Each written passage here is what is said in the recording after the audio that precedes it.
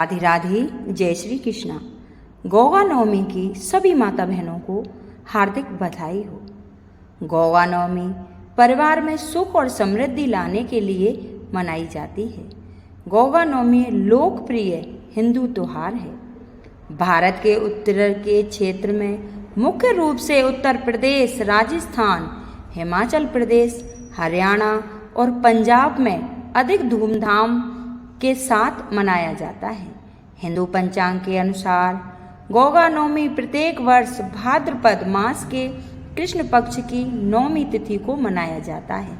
तो आइए जानते हैं गोगा नवमी 2024 में कब है और इसका शुभ मुहूर्त का समय। हिंदू पंचांग के अनुसार भाद्रपद मास के कृष्ण पक्ष की नवमी तिथि को मनाया जाता है। सरल शब्दों में कहें तो यह कृष्ण अष्टमी के बाद मनाया जाता है।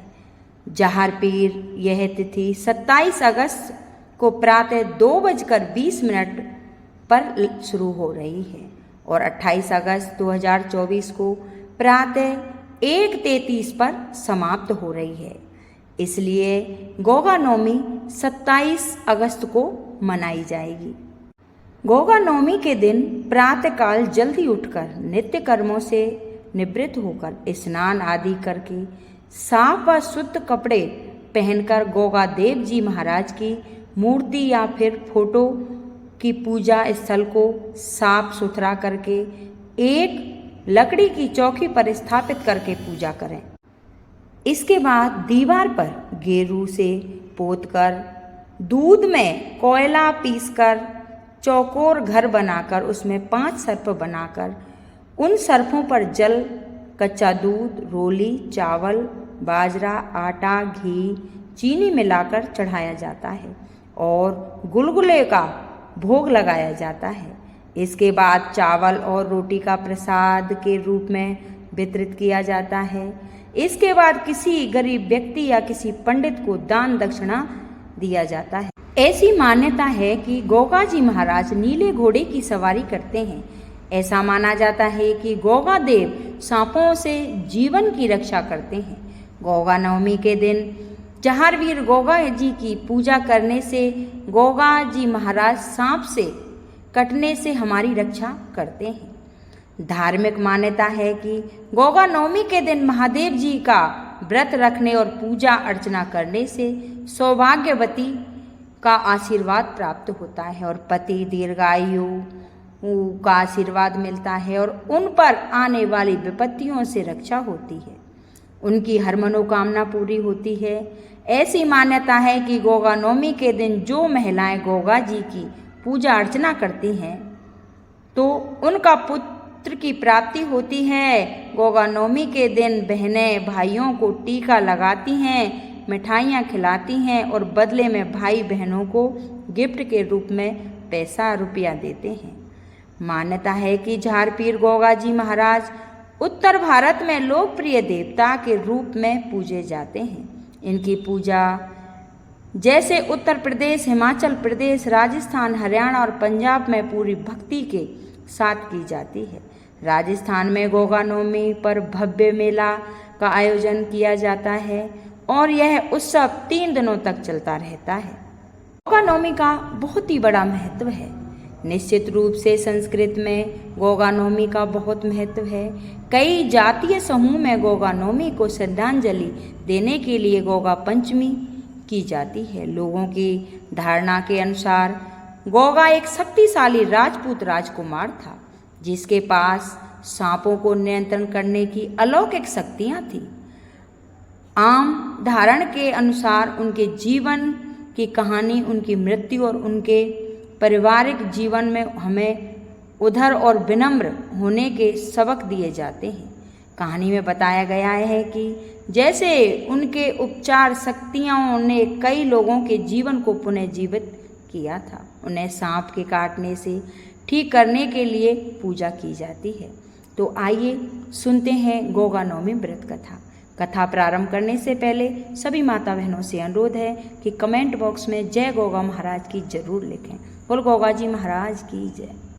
गोगा नवमी के विषय में बहुत ही प्रचलित कहानी है कि गोगा मारू देश के राजा थे और उनकी माँ बांछला गुरु गोरखनाथ जी की परम भक्तों में से एक थी। कथा के अनुसार एक दिन बाबा गोरखनाथ अपने शिष्यों समेत बांछला के राज में गए। जब रानी को इस बात का पता चला तो वह बहुत ही प्रसन्न हुई। बाबा गोरखनाथ अपने एक शिष्य को नगर में जाकर परिक्रमा लगाने का आदेश देते हैं। गुरु का आदेश पाकर शिष्य नगर में भ्रमण के लिए निकल पड़ता है और भिक्षा मांगते हुए वह राजमहल में पहुंच जाता है। रानी ने उन्हें अब बहुत सारा धन भिक्षा के रूप में दिया, लेकिन गोरखनाथ जी के शिष्य ने वह धन लेने से मना कर दिया और थोड़ा सा अनाज मांगा। रानी अहंकारवश कहती है कि राजमहल के गोदामों में तो अनाज का भंडार है, तुम इस अनाज को कैसे ले जाओगे? तो वह अपना भिक्षा पात्र आगे बढ़ा देते हैं। सारा अनाज उसके भिक्षा पात्र में समा गया और राज्य का अनाज गोदाम खाली हो गया।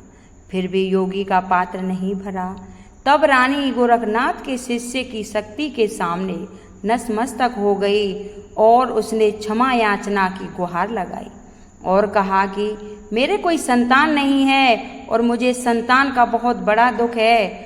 कोई ऐसी सलाह बताओ कि मैं निपुत्री हूँ, मेरे कोई संतान हो जाए।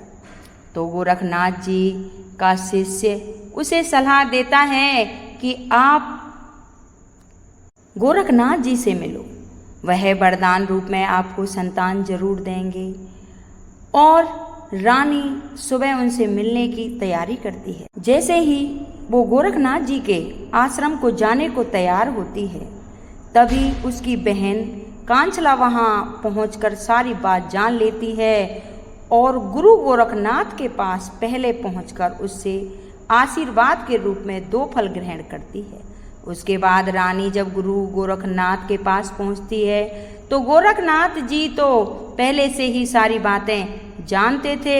उन्होंने रानी को भी प्रसाद के रूप में फल दे दिया और साथ ही ये आशीर्वाद दिया कि उसका पुत्र रत्न की प्राप्ति होगी और वह बहुत ही वीर पुत्र होगा जो कि जगत कल्याण के लिए सब में जाना जाएगा।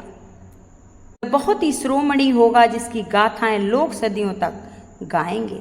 फिर कुछ समय बाद रानी को पुत्र रत्न की प्राप्ति हुई और रानी की कोख से जन्मे बालक का नाम गोगा गुग्गा रखा गया।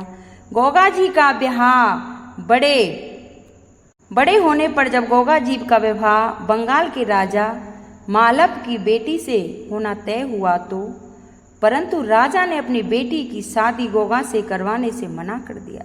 इस बात से दुखी गोगा जी गुरु गोरखनाथ जी के पास जाते हैं और फिर उन्हें सारी बात बताते हैं। बाबा गोरखनाथ जी ने गुग्गा जी को दुखी देख उनकी सहायता के लिए बासुकी नाग से राजा की कन्या को विष प्रहार कराने को कहा। हे राजा की कन्या को उन्होंने विष प्रहार करा दिया। सारे सपेरे वहां आए लेकिन किसी से वो विष नहीं उतरा। जब रात में बासुकी जी और राजा के स्वप्न में जाते हैं और उनसे कहते हैं कि गुग्गा मंत्र का जाप करो तो विष का प्रभाव समाप्त हो जाएगा। राजा गुग्गा मंत्र का प्रयोग कर विष उतारने के लिए कहते हैं और देखते ही देखते राजा की बेटी सूर्यल विष के प्रभाव से मुक्त हो जाती है और राजा अपने कथन अनुसार अपनी पुत्री का विवाह गुग्गल महाराज से करवा देते हैं। ये थी गुग्गा महाराज की कहानी। बोलो गुग्गा महाराज की जय हो, बोलो गुग्गा जी महाराज की जय हो, बोलो नीले घोड़े वाले की जय हो, बोलिए गोगा पीर की जय हो। अगर किसी माता बहन को ये अच्छी लगी हो तो इसे लाइक करें, शेयर करें, सब्सक्राइब करें और कमेंट बॉक्स में जय गुग्गा महाराज की जरूर लिखें। बोलो गुग्गा जी महाराज की जय हो।